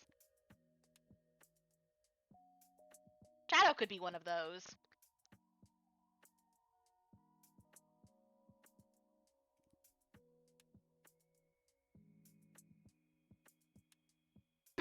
Shadow is already definitely an awakened cat. That's for sure.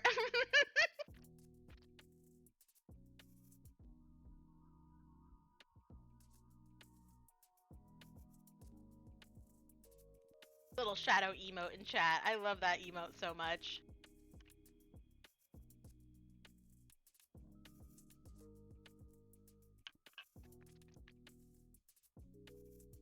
She's so grumpy. It's so perfect.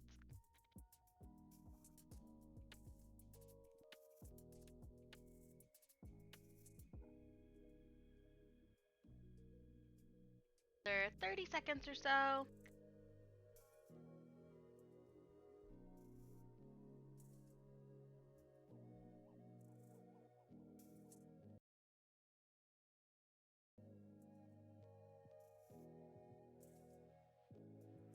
I love the idea, the premise of like the cat returns, right? Where it's that all cats are awakened, they just act like they're not to mess with people, I guess.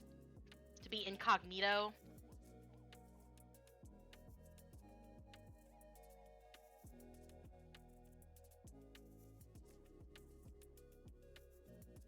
Luna is hardly ever awake to begin with, so yeah, I think that's outside the realm of possibility. Alright, and we're back. Cartridges, cassettes, and VHS. I love that for us. Once the curious, crinkly black ribbon was first unspooled from the plastic casing of a cassette, it didn't take long for sages to uncover it contained hidden messages.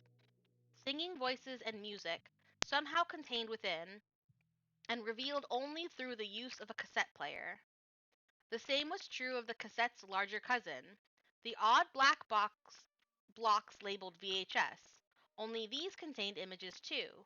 These objects, which seemed to reveal a world from beyond, captivated sages.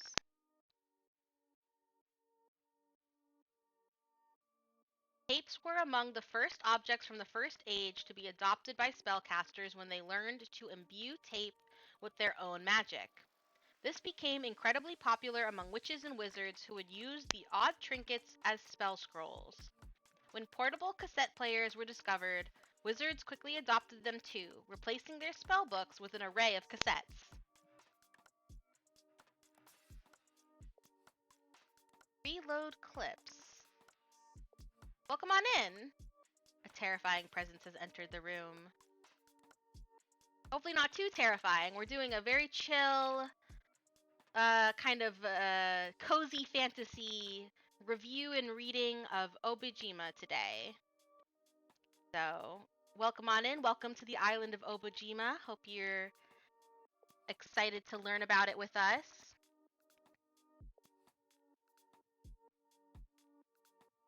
Question, shoot. The terrifying presence is the VHS tapes, says Beck Beck Muffin. What Obojima? So we are doing a review of a source book for D&D called Obojima: Tales from the Tall Grass. Let me pull up we're on page 15. Don't let me forget that.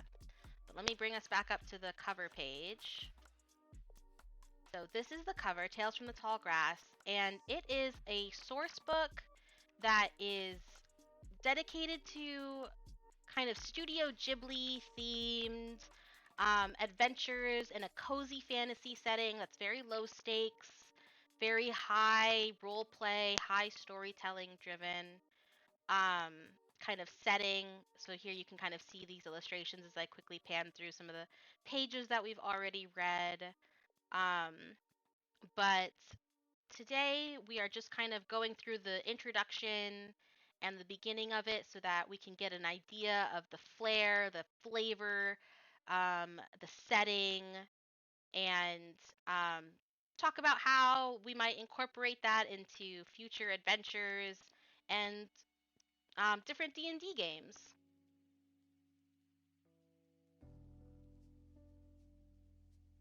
Ironically, I'm making my own camping my very first. It's quite the opposite. Oh, going for something scary, huh?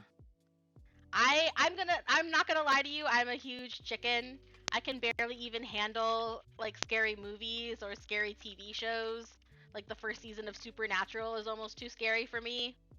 So I salute and respect my friends and loved ones who are horror connoisseurs.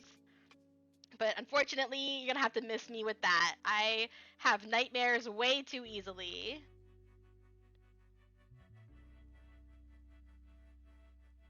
Ooh, a rebellion plotline. That's always exciting.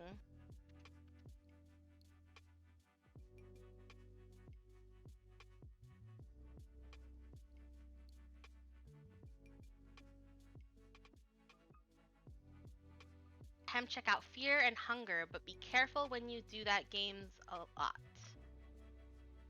Oh, that's right! Ionath has played it. Let's see. In Instaprint cameras. A favorite among the first age gadgets that are found on the island is the camera, particularly Instaprint cameras, which I'm assuming they can't use the word Polaroid because it's not free to use. I think it's trademarked. Yeah, which miraculously spit out a small card that reveals the captured image after a few moments.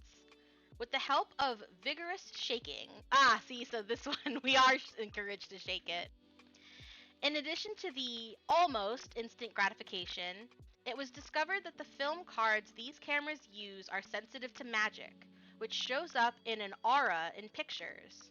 Ooh, I like that. That is very fun to play with. Magical photography.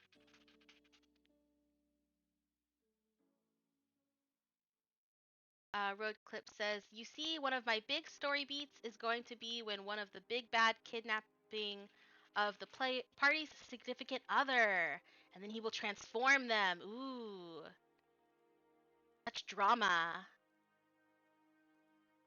I haven't played Hollow Knight, no, but I did watch the speed run of Silk Song at the most recent GDQ. Does that count? I know there's a lot of really in-depth lore in Hollow Knight. I have been meaning to watch like a lore recap video on it. I just haven't gotten around to it yet. I personally am not skilled enough at platforming to play a game like Hollow Knight, which I know requires a lot of like platforming finesse. Somebody like Key2 Life, though, if you really like watching people platform, she's incredible. She beat Cuphead, like, just absolutely amazing to watch.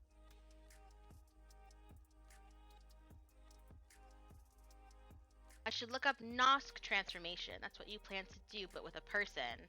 Ooh. Key. And of course, Key. Gotta shout you out when you're due, right? Like, one of my favorite streamers and also amazing at platforming. Aw, thank you for the follow! I hope you enjoy. I've been on a little bit of a hiatus lately, and I'm trying to get back into streaming more, but I'm still on one monitor, so it's going to be mostly low-key stuff like this for the time being. But thank you for the follow, and I hope you have a good time here and enjoy the channel. Gory and horrific. It will be perfect. Listen, on the flip side of horror, I do occasionally enjoy the Sharknado of it all, let's just say. Like those over the top, goofy, like fake blood everywhere monster flicks. I can get into those actually. They're just too silly to be scary, or scary in a fun way, spooky scary. Spoopy scary.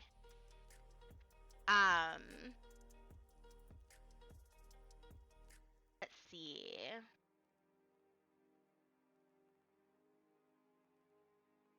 It was through the playful use of an Instaprint camera that a family in Okiri village discovered that their heirloom ladle was, in fact, enchanted with a powerful curse that soured every soup it touched.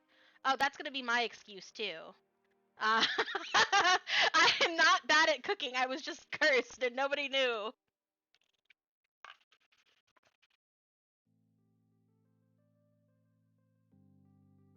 Hey, that's okay, Reload Clips. That's what we're here for, to enjoy, like, storytelling and ideas, imagination, and sometimes go off on tangents. As long as we bringing it back to what we're talking about in the stream, it's a-okay. No soup for you! Oh, that's such a tragedy. Soup is so good, though.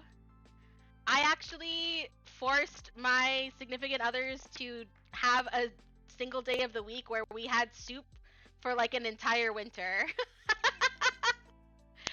Soup Saturday or Soup Sunday. There's so many different kinds of soup, though. How can you not like any soup at all? original packs of film cards are hard to come by these days, but savvy alchemists have recently found a way to make new ones using silver dust and a bit of magic. That's awesome. Ooh, the corruption. Okay, so we've been talking about getting spooky here, and there's been a couple mentions, some foreshadowing of the corruption in the book up to this point, but this is the first time that we're actually seeing the explanation now of what this is. Obojimans have noticed some odd things over the years, and being Obojimans, they take it all in stride. But since the great earthquake and tsunami 3 months ago, there has been more chatter than usual. There's the typical grumblings among farmers, ever concerned about the well-being of their crops, and the worried talk from merchants about their wagons being slowed down by the whims of the island spirits.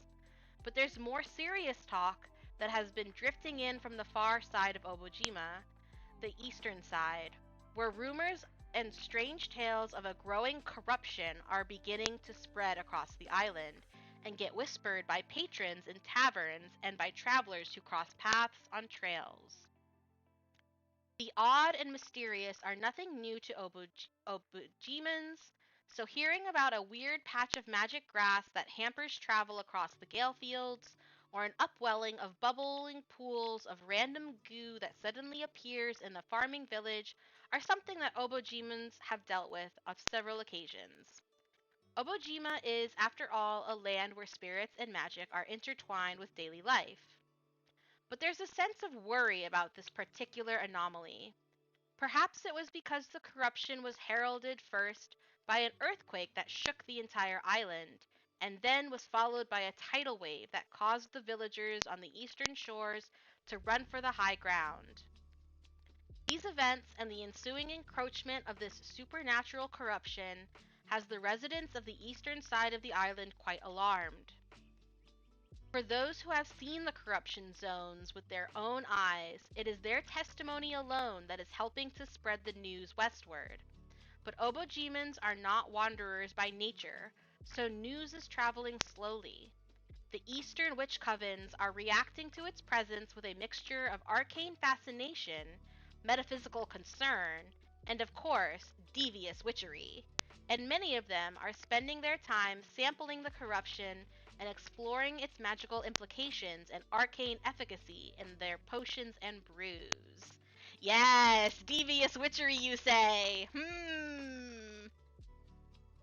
Here we have a really cool illustration of some skeletal fish, and she looks like she's holding onto like a stylized, like kind of angler fish that's glowing. Its eyes are glowing, and it's got a little glowing like fisher appendage here. Iona says, I need to write more of Rise. You need to write more in general, is what I'm hearing. Iona says, but I promise I will finish Technomage first. Technomage being the sequel to Leviathans, everyone. So, bully Eoneth in the chat. Make him write the sequel faster. I want sequels. Anyway. Factions. Ooh, this looks fun. We've got a bunch of different factions to go through. This section describes organizations that have a presence throughout Obojima. Over the course of a campaign, characters could become affiliated with one or more of them, or characters who run afoul of a faction might find they have created a whole slew of enemies. Aha! Academic adventurers. I love that. Very cool. And their little symbol, the shovel, the glasses, the pencil. This is giving very librarian, so this might be where I find myself most at home. Let's see. Much of Obojima's past may be unknown, but the Guild of Archaeologists, Historians, and Archivists, known as AHA, believe it is not unknowable. From their observatory headquarters in the coastal highlands, AHA oversees a collection of field research teams scattered throughout the island at no less than a dozen ruins and excavation sites. AHA is directed by a trio of academics, one drawn from each of the guild's 3 traditions: Collectively, they are known as Aslo. The trio is made up of an archaeologist known as Guriko, a female Nakudama interested primarily in the ancient building techniques of her people, Lonini, a female human and historian from the foothills of Mount Abora, and finally a towering male blue Dara named Uba. The nature of Aha's works takes its research teams to some of the most perilous and wild parts of the island, so they are always in need of intrepid research assistants and armed escorts. Aha! Indeed! Sounds like a great way to get your adventurers a job if they need one to be introduced to an area. As well as provide them with an explanation machine, right? Okay, looks like we're in another ad break, so I'm just gonna take a little pause here. I have been told research assistant is code for free unpaid labor. Well, that might be the case. We're gonna have to find out.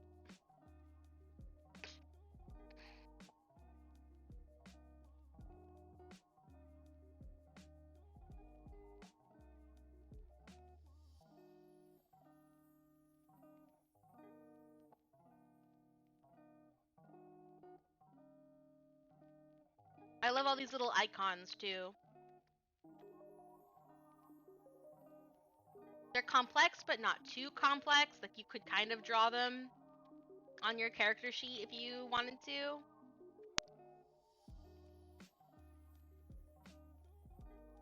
Ooh, witches and covens! We're getting there!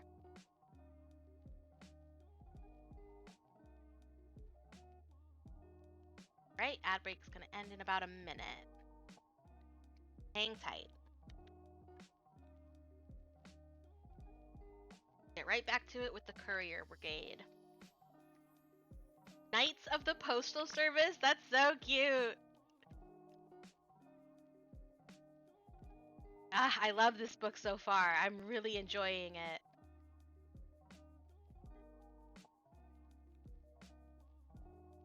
I think once we get through factions, we might put a pause for the night. Since we've been going for about 2 hours now, it might be a good place to kind of stop. And if you guys are really enjoying this and want to read more of it, we can always pick it up again on another night.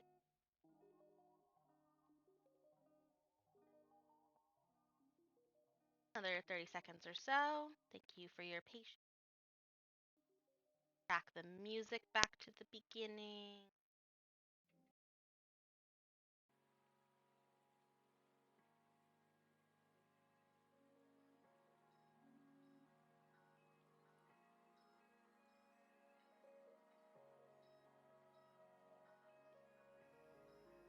All right. Looks like everyone is back. Let us continue our discussion of factions with the Courier Brigade, which sounds adorable. Knights of the Postal Service. Deliverance through delivery. I love it. This is the code of the Courier Brigade, an order of postal knights devoted to the safe delivery of parcels all across Obojima, no matter how dangerous the trip or remote the destination. Most of the time, couriers deliver packages, but they also serve as escorts for travelers. Most couriers prefer large, flightless birds as mounts. Oh my god, are we gonna have chocobos? Because that would be amazing. Though this is not a requirement for the brigade's regulations. Iona says insert Death Stranding reference, right? And that does appear to be the case, lol. It's chocobos, it's gotta be. There's too many anime references in this book so far for it not to be. Most settlements have parcel boxes that fall under the jurisdiction of a courier, and the larger towns have brigade halls where squads of couriers reside. The brigade also maintains a string of forts that protect important crossroads, including the formidable Fort Harglow in the Gale Fields. In Yatamon, Postmaster General Escalante oversees the brigade's operations and personally leads a small group of elite knights who are dispatched to relieve impaired Imperiled couriers. Ooh. Like who goes to save the ones who go to save people normally, right? Then we have the Mariners Guild. Undersea explorers. Ooh, okay. Undersea, you say?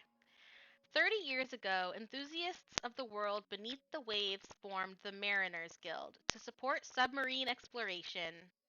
Under the leadership of its founder, Captain Clintock, the guild established 4 lodges, one at each of the island's cardinal directions. These lodges serve as both home and workshop for the divers of the guild, each equipped with a small boatyard and launch, where members can test their latest seagoing vessels. After an initial boom in popularity, the guild's membership has diminished over the decades. Of the 4 lodges, only the north and south ones remain in use. Ooh, spooky abandoned lodges, you say? Sounds like a Scooby-Doo episode. With Captain Clintock's 2 daughters, Holly and Paloma, operating out of them respectively. The captain only rarely comes ashore, preferring to remain aboard the Point 2, his famous swordfish submersible. Ooh. Iona says, listen, man, fuck that. Listen, okay, while I myself am not interested in diving at all, like, it's completely free to not suffer a watery grave, right? I am extremely interested in exploring it in a fantasy sense because I love spooking myself out with ocean stuff. Of late, Captain Clintlock, his daughters, and the remaining members of the Mariners Guild have all been working diligently to figure out how to fight back the corruption that has emerged on the eastern side of the island. Let's see. Most of their recent studies are regarding the corruption's effects on the marine flora and fauna. In an expedition to the corrupted coastline, the captain's sub was damaged. His efforts to get to his daughter, Holly, a gifted engineer who could repair the Point 2, have been thwarted by the Lionfish King. Ooh. I'm sure we're going to hear more about that later. But that's very cool. Lionfish are extremely poisonous too, so I wonder if that has anything to do with the corruption. Society of Young Stewards, Youth Scouts. Oh my god, Scouts. I love it. I love it already. This is fantastic. Youths all across Obojima are members of their local chapter of the Society of Young Stewards, an organization dedicated to teaching stewardship of nature and general good citizenship.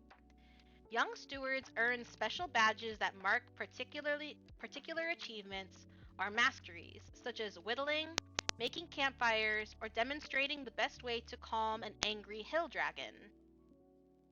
Chapter leaders hold ceremonies to honor exceptional services, acts of kindness, and other achievements that exemplify what it means to be a steward. As the saying goes, once a steward, always a steward. Stewards have all kinds of ways that they help the community and the island, and there's been more than one example of a steward finding an ingenious way to save the harvest, cross a flooded river, or help a lost flock of goats get back to the safety of their barn. The wilderness is a steward's second home. That means it's not uncommon for steward camping trips to become imperiled by one of the many dangers the island has to offer. Howlers might descend on the camp, or the stewards might wake up to find themselves in the middle of the crawling canopy. In such cases, adventurers often muster to come to their rescue. Each chapter of the Young Stewards is named after a type of bird. You can pick the name of the chapter you belong to or roll on the table below. Oh, that's so cute! So let's see, we've got chickadees, bluebirds, kingfishers, grebes, herons, sparrows, finches, rooks, robins, and crestals. Very cool. I love that.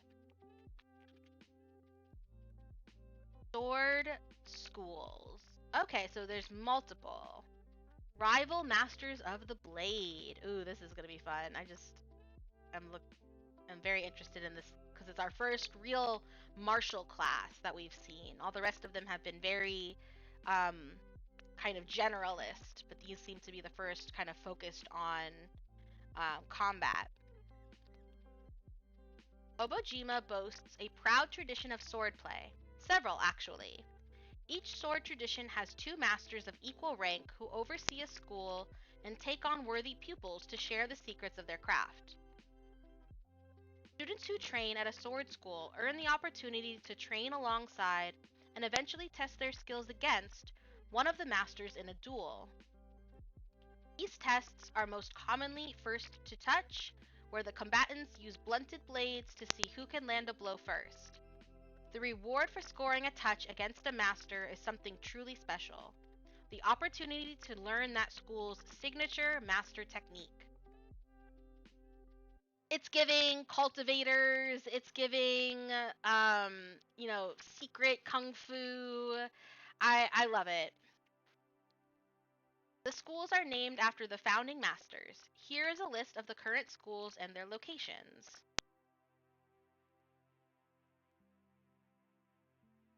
We have Kanden and Moon is located in Yatamon in the south of the Gift of Shuritashi.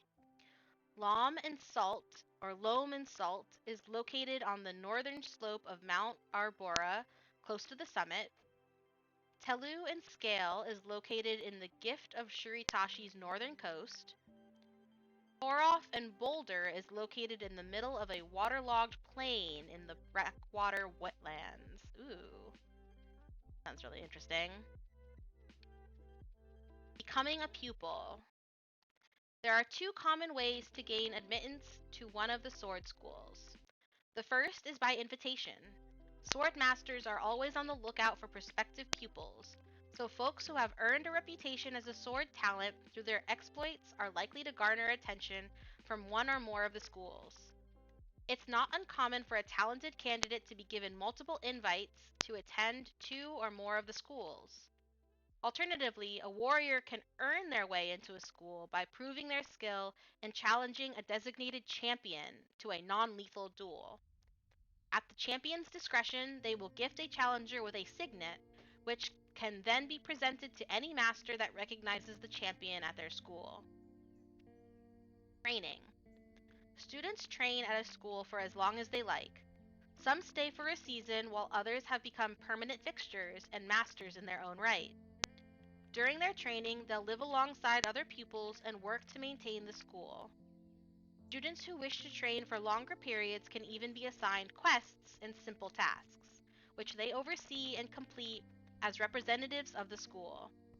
These quests are often charitable acts the school has chosen to take on and can take as little as a day to complete or stretch as long as a year's time. The duel. When a pupil believes they are ready to learn a school's master technique, they can ask to challenge one of the masters during one of the testing periods, which occur 4 times a year. The test is a duel with blunted swords to prove they are ready. The pupil must land a hit on the master in the 3 rounds without the use of magic. Those who succeed are given the opportunity to learn the school's master technique. Those who fail must wait 3 months for the next testing opportunity. And here's another author's note. A master's AC starts at 30.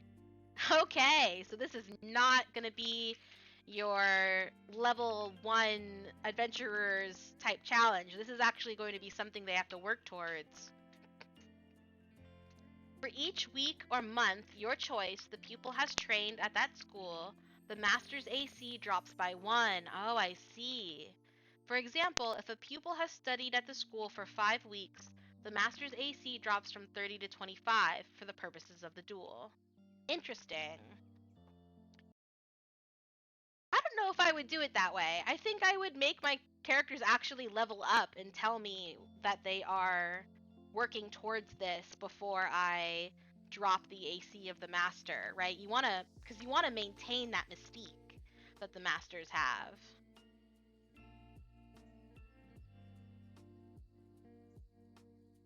Witches and covens, and of course here is a map. So all these locations that we've been talking about, the Gale Fields, the Gift of Shuritashi, the coastal highlands, Here is a map of the island. We can finally kind of put eyes on these locations. Look at this spooky kitty! Okay. Don't get ahead of myself. Witches and covens. Witches bound to each other by oaths. Need to diagnose a curse? Are you looking for ingredients to brew a potion? Do you want to learn for yourself the magical secrets Obojima keeps hidden from those who don't know where to look? If the answer is yes to any of these questions, you're likely seeking a witch. Witches are found all over the island. They are found operating out of settlements as residents, magic specialists, or in wilderness dwellings and strongholds where they develop their craft away from the prying eyes of jealous rivals. Most witches are linked to a coven, a group of witches sworn to aid the other members and share their arcane secrets with each other. Other witches remain solitary, preferring to stay out of inter-coven feuds. That doesn't mean that covens won't try to recruit them, or at least exert influence over them. Covens are always on the lookout for apprentices worthy of their unique tradition of magic. Individual witches, with the right kind of convincing, might agree to take on an apprentice as well. Joining a coven. Let's see. The decision to join a coven is no small thing. Typically, young mages apprentice with a coven, witch for a time, before being asked to join. Others are talented witches who practice on their own and are then recruited directly into the coven's ranks. In either case, when a new witch is chosen for potential membership, it is the coven who ultimately decides whether or not to extend an invitation to join. For a witch to be admitted into a coven, they must take the coven's oath. This is a special ritual that binds the witch to the coven, and in return, the coven becomes bound to the witch. Those who take the oath become fully inducted into that coven's ways. They gain access to the power and magical traditions of at the coven's disposal, and they gain the protection of their coven mates against threats both arcane and mundane. Some covens offer witches a place to stay and practice magic, though many witches prefer to keep their own dwellings. A witch who breaks a coven oath suffers a curse that manifests physically to mark the oathbreaker. The nature of the curse varies by coven. Okay, and then we get at least one, the Fishhead Coven. From their domain in the Gale Fields, the witches of the Ascendant Fishhead Coven spread their arcane influence across the island to control the discovery and trade of magical ingredients, to feed their insatiable obsession with their art.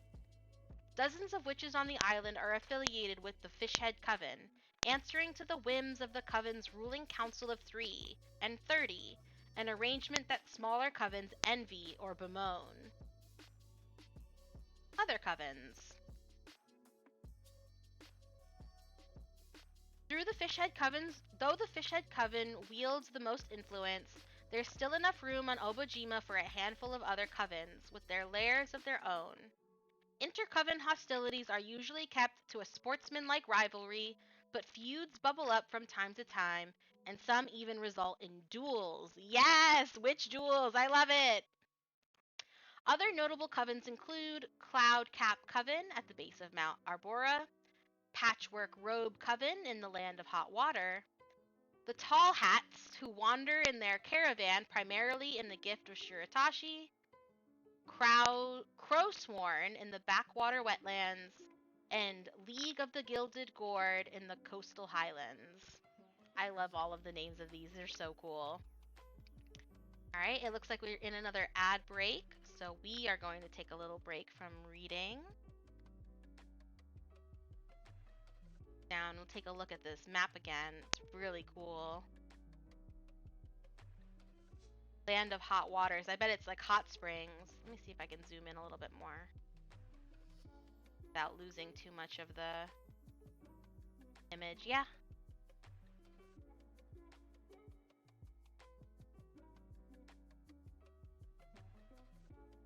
I see it. There's like some pools over here. Very cool. The Brackwater Wetlands. You can see a river system in here. A lot of rivers. Gale Fields, the Coastal Highlands, the Gift of Shiratashi, the Shallows.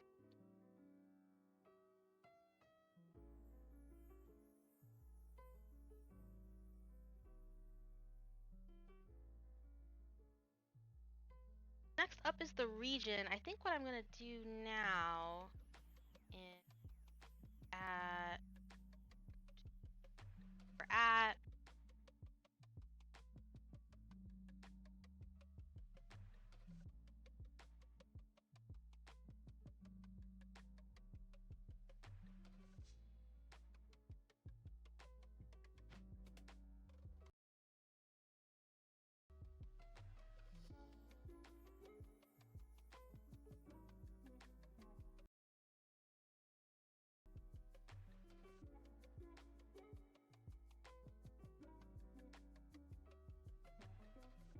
so I think we're going to end after we get back from ads.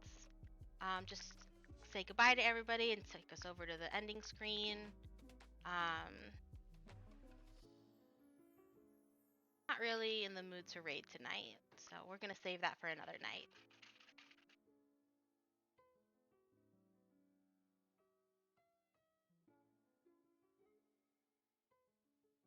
Oh, thank you. Thanks for the stream. Thank you for being here, Eoneth. And thank you to everybody who stopped by. Big Bad Dirty Dog was here earlier.